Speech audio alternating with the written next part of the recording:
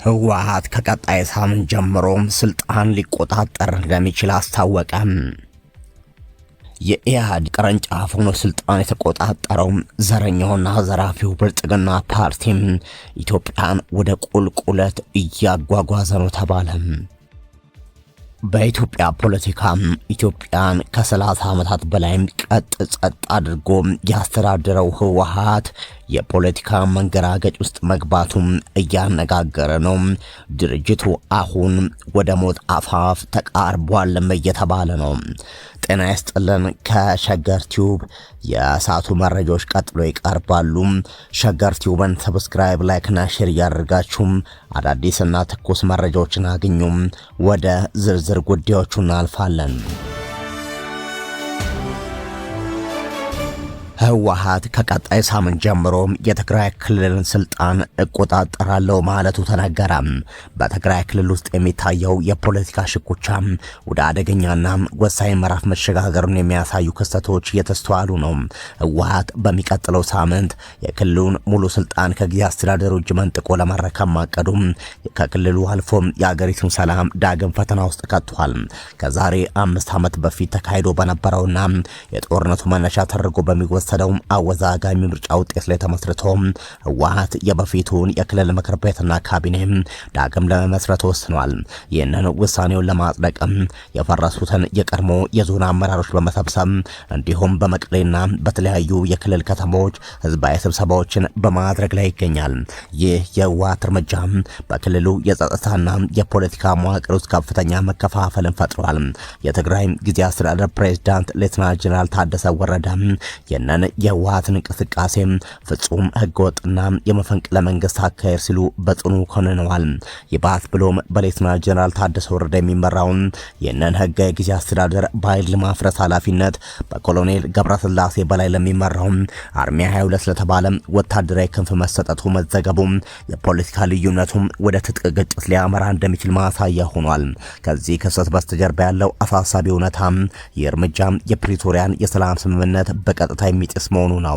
የፕሪቶሪያው ስምምነት በትግራይ ክልል ህጋዊ ምርጫ እስከሚደረግ ድረስ ሁሉን አሳታፊ የሆነ ጊዜያዊ አስተዳደር እንዲቋቋም በግልጽ ደንግጓል። ህወሓት ይህንን ዓለም አቀፍ ስምምነት ወደ ጎን በመተው አሮጌን መዋቅር ለመመለስ መሞከሩ ከፌዴራል መንግስቱ ጋር አዲስ የፖለቲካና የወታደራዊ ግጭት ለመክፈት የተደረገ ግልጽ የጦርነት አዋጅ ተደርጎ ሊወሰድ ይችላል። ከሰሞኑ ህወሓት በአክሱም ከተማ ባደረገው ዝግ ስብሰባ ከሌሎች የክልል ታጣቂ ኃይሎች ጋር ጥምረት በመፍጠር ሀገራዊ ምርጫ ከመደረጉ በፊት በፌዴራል መንግስቱ ላይ ጦርነት ለመክፈት ማቀድ መዘገቡ የዚህን የስልጣን ሽሚያ አደገኛነት ይበልጥ ያጎለዋል። በዚህ ሁሉ የፖለቲካ ሊቃን የስልጣን ሽኩቻና የጦርነት ነጋሪት ድለቃ ውስጥ ትልቁን ዋጋ እየከፈለ ያለው የትግራይ ህዝብ ነው። በሚሊዮን የሚቆጠሩ ዜጎች አሁንም በመጠለያ ካምፖች ውስጥ ባሉበት የረሃብ አደጋ ክልሉን እያንዣበበ በሚገኝበትና የወደሙ መሰረተ ልማቶች ባልተገነቡበት በዚያ አስከፊ ወቅት ህዝቡ ጦርነት በቃን የሚል ጥብቅ መልእክት በተለያዩ መንገዶች እያስተጋባ ነው። የፖለቲካ ኃይሎች የህዝብን የሰላምና የልማት ጥያቄ ወደ ጎን ትተው ለስልጣን ሲሉ ብቻ ክልሉን ወደ ሌላ የእልቂት ምዕራፍ ለመመለስ የሚያደርጉ ጥረት ከታሪካዊ ስህተት ባለፈ በህዝብ ላይ የሚፈጸም ክህደት መሆኑን የፖለቲካ ታዛቢዎች በጽኑ ያስጠነቅቃሉ። ህወሓትም ሆነም ጊዜያዊ አስተዳደሩ ልዩነታቸውን በፕሪቶሪያ ስምምነት ማዕቀፍ ውስጥ በውይይት ከመፍታት ውጭ ሌላም ማንኛውንም የኃይል አማራጭ ክልሉን ወደማይመለስበት የጥፋት አዘቅት እንደሚከትም እየተነገረ ነው። ብልጽግና ፓርቲም ኢትዮጵያን ወደ ቁልቁለት ጉዞ እያመራ እንደሚገኝ ዓለም አቀፍ ሪፖርቶች ጠቆሙ። ብልጽግናም ስልጣን ከተቆጣጠረ በኋላ በኢትዮጵያ የድህነት ቁጥር በእጅጉ መጨመሩ፣ የስራ አጥነት ቁጥር መስፋፋቱ፣ የሰላም እጦት አገሪቱን እያናወጣት እንደሚገኝ እየተነገረ ነው። ብልጽግና በ2018 እንደ ፈረንጆቹ ስልጣን ሲረከብ የኢትዮጵያ የድህነት ምጣኔ 23% ነበረ። ያ ማለት 23 የሚሆነው የሀገራችን ህዝብ በከባድ ድህነት ውስጥ ይኖር ነበር። ይህ የድህነት መጠን ብልጽግና ስልጣን ከያዘ ከ8 ዓመት በኋላ 43 በመቶ ደርሷል። ያ ማለት ከኢትዮጵያ ህዝብ 43 በመቶ በፍጹም ድህነት ውስጥ ይኖራል ማለት ነው። በብልጽግና ዘመን የድህነት ንጻሬው በእጥፍ ወይንም በ100% ሲያድግ ከሁለት ኢትዮጵያዊ አንዱ ተመግቦ ማደር አይችልም። ብልጽግና ስልጣን ሲረከብ በ2018 በኢትዮጵያ የስራ አጥ ቁጥሩ 3% አካባቢ ነበር። ብልጽግና ስልጣን ከተረከበ ከ8 ዓመት በኋላ የስራ አጥ ቁጥሩ 19 በመቶ ደርሷል። ይህም የስራ አጥ ቁጥሩ በ6 እጥፍ አካባቢ አድጓል እንደማለት ነው። ብልጽግና ስልጣን ሲረከብ በ2018 አንድ የአሜሪካ ዶላር 27 ብር ይመነዘር ነበር። አሁን አንድ የአሜሪካ ዶላር በባንክ በ160 ብር ሲመነዘር በኢመደበኛ ደግሞ 190 አካባቢ ይመነዘራል። ይህም በብልጽግና ዘመን የብር ዋጋ በ6 እጥፍ እንዲወድቅ ሆኗል።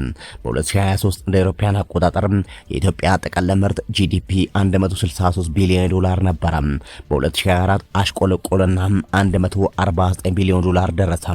አሁን ላይ የኢትዮጵያ ጥቅል ሀገራዊ ምርት ጂዲፒ 123 ቢሊዮን ዶላር ገደማ ነው። እንዴት እያሽቆለቆለ እንደሆነ እዩት። ያወዳደቅ ፍጥነቱ ያስፈራል። ግሎባል ሃንገር ኢንዴክስ ዘንድሮ ያወጣው መረጃ የኢትዮጵያ የራብ ምጣኔ 25 በመቶ ሲያደርሰው ይህም በዓለም ላይ ከፍተኛ ራብ ካለባቸው 24 ሀገራት አንዱ ያደርጋታል። የሁሉ መረጃ አንድም ያልተጋነነ ያልተዋሸም ራሱም ዓለም አቀፍ ቅቡልነት ካላቸው የዓለም ተቋማትና ከዓለም ባንክና የተባበሩት መንግስታት ድርጅት ተቋማት የተወሰደ ነው። መሬት ላይ ያለው ሀቅ ደግሞ እንደምታውቁት ከዚህም የከፋ ነው። ብልጽግና ይህን ሁሉ ኢኮኖሚያዊ ውድቀት በአገር ላይ እንዲደርስ አድርጎ ሲጠየቅ ያስመዘገብነው እድገት ሳይሆን ታምራዊ እርገት ነው እያለ በዜጎች ላይ ያሾፋል፣ ይቀልዳል። ጥቂት የብልጽግና ዘራፊና ዘረኛ ባለስልጣናት በመዋቅሮቻቸው ከህዝብ በዘረፉትና በሰበሰቡ ገንዘብ የድሎት ህይወት ሲኖሩ መላው ኢትዮጵያዊ በየቀኑ የከፋ መከራ እያስተናገደ ይገኛል። እነሱ እውነታቸውን ነው። እነርሱ ተአምራዊ እድገት አስመዝግበዋል። የስርዓቱ ማፊያዎች ከድህነት ወደ ቢሊዮነርነት በአንዴ ተስፈንጥረው ሀገሪቱን እየገዟት ነው ማለት እየጋጧት ነው። እናም የኢትዮጵያ ህዝብ ምርጫ ብልጽግና የተባለን ዘረኛና ዘራፊ ቡድን በተለያዩ አማራጮች መገርሰስና ማስወገድ እንደሚገባም አመላካሽ ነው እየተባለ ይገኛል። ኢትዮጵያን ከ30 ዓመታት በላይ ቀጥ ጸጥ አድርጎ የመራው ህወሓት በሞት አፋፍ ላይ እንደሚገኝ ተነገረ። በፖለቲካ ዓለም ስህተትም ስኬትም ሽንፈትም ድልም ውድቀት መነሳትም የነበረ ያለና ወደፊትም የሚኖር ነው። ሁልጊዜም ስኬትና ድል መንሳት ወይም ሁልጊዜ ውድቀትና ሽንፈት ግን የተለመደ አይደለም። ስህተቱ፣ ሽንፈቱ፣ ውድቀቱ በተመሳሳይ መንገድ በተመሳሳይ አመራር በተመሳሳይ ስትራቴጂ አልባነት ሲሆን ደግሞ መገለጫም አይኖረውም። ለዚህም ነው የህወሓት ነገር ለመስማትም ለመግለጽም ከእድሜ በላይ የገዘፈ ጉዳይ ሆነው እንዲህ አይነት ግትር አርቆ የማያሰላስል ሰጥቶ መቀበል ሽንፈት የሚመስለው ከስትራቴጂ አስተሳሰብ የጸዳ ሊመጣ የሚችል ችግር የማያሳስበው የመፍትሄ አማራጮችን የማያዘጋጅ ሁልጊዜ ጠመንጃ ኃይል መፍትሄ የሚመስለው የፖለቲካ ቡድን በአነብ ላይም ታይቶ ለመታወቁ እጠራጠራለሁ። ከህወሓት በቀርም ከህወሓት ውጭ ተመሳሳይ አስተሳሰብ፣ ተመሳሳይ ስህተት፣ ተመሳሳይ ውድቀት ተመልሶ እዛው የስህተት ጭቃ የሚያቦካ የፖለቲካ ቡድን የተማገር ይኖራል ብሎ መገመት ከባድ ነው። ስህተቱን ከመደጋገም ባለፈ ህዝቡን በሃይማኖትና አካባቢ እየከፋፈለ የራሱ መሰረት የሚንድ ፓርቲ ይኖራል ተብሎ አይጠበቅም ከህወሓት በስተቀር። የሆነው ሆኖ በህወሓት የሚዘወረው የትግራይ ፖለቲካ ቀውስ ከድጡ ወደ ማጡ መምዘግዘጉን ቀጥሏል። ህወሓት ራሱ እንዳመነው በስትራቴጂክ አመራር እጦት የተከሰተው ይህ ቀውስ ሊያስከትል የሚችለው መዘዝ እጅግ አሳሳቢ ደረጃ ላይ ደርሷል። ጉዳዩም ከጊዜ ወደ ጊዜ እየተወሳሰበ ከመሄዱ በቀርም ምንም አይነት የመፍትሄ ጭላንጭል አለማሳየቱ ደግሞ ሁኔታውን ይበልጥ ተስፋ አስቆራጭ አድርጎታል። የህወሓት ደካማ አመራር የቁልቁለት ማምዘግዘግ ክልሉን በብሔራዊ ደረጃ ጭምር ያለ ተሟጋችና ተወካይ አስቀርቶታል። እርስ በርስ እየተወጋጉ ለጥቃት እንደሚጋለጡ ኮር ማህበሬዎች የህወሓት አመራሮችም ብልጽግናን እየኮነኑና እየረገሙ ለወንበር ሲናቆሩ ዛሬ ከደረሰበት አረንቋ ተዘፍቋል። እነዚህ አመራሮች በአሁኑ ወቅት በአንድ ክልል ሁለት መንግስት የሚመስል አደገኛ አዝማሚያ ፈጥሯል።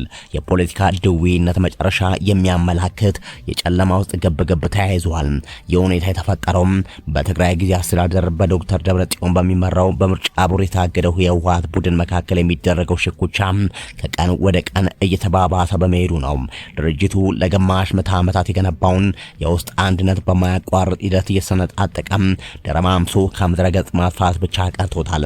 የክልሉን የወደፊት እጣ ፈንታ አደጋ ላይ የሚጥለው ይህ አደገኛ ቁማር ህዝቡ ሳይሆን ስልጣንን ማዕከል ያደረገ መሆኑ ደግሞ የአመራሩን ዝቅጠት ፍንትው አድርጎ ያሳያል። በፌዴራል መንግስቱ የስልጣን ዘመናቸው የተራዘመላቸው ሌተናንት ጀነራል ታደሰ ወረደ የሚመሩት ጊዜ አስተዳደር ውስጥ መከፋፈልና መነካከስ መጀመሩ ደግሞ የዝቅጠቱ ሌላ መገለጫ ነው። ነባሩ መንግስት ይመለስ የሚል ዘመቻ የጀመሩትና በዶክተር ደብረጽዮን የሚደገፉት የጊዜ አስተዳደሩ ካቢኔ አባላት ወደ ግልጽ ግብግብ በማምራት ላይ መሆናቸው ለክልሉ ሰላም ተጨማሪ ችግርና ስጋት ፈጥሯል። ህወሓት ከአቶ ጌታቸው ረዳ ጋር በፈጠረው መከፋፈል ክፉኛ መዳከሙ የአደባባይ ሚስጥር ነው። አሁን የሚታየው የውስጥ መበላላት ደግሞ ድርጅቱን ይበልጥ ከማልፈስፈስ ባለፈ የፍጻሜ መጀመሪያ ሊሆን ይችል ይሆናል። ለከፋም የእርስ በርስ ግጭትና መጠፋፋት ሊዳረገ የሚችል ነው። የጀነራል ታደሰ ወረደ ዛቻዎችም ወደዚያም የሚወስዱ ናቸው።